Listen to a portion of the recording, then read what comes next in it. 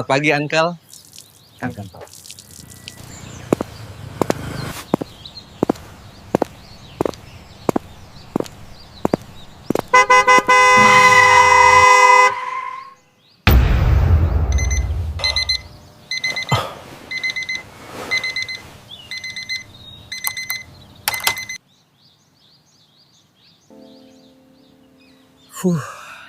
Aku mimpi je rupanya.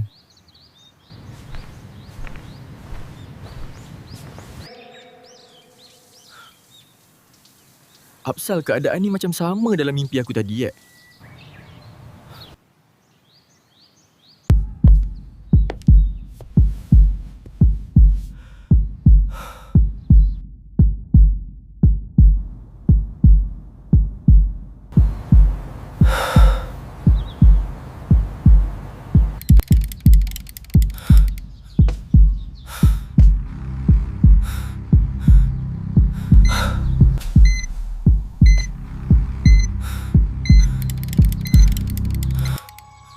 Selamat pagi, jam menunjukkan tepat 8.05 pagi.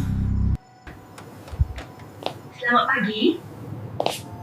Jam menunjukkan jam 8.05 pagi. Assalamualaikum, Uncle. Oh, Uncle. Tadi macam ada je semua orang. Kenapa senyap je ni?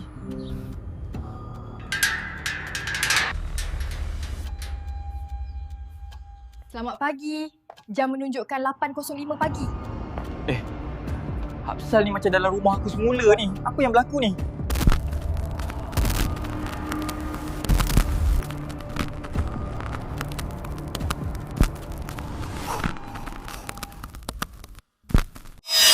Subjek 27 masih belum stabil.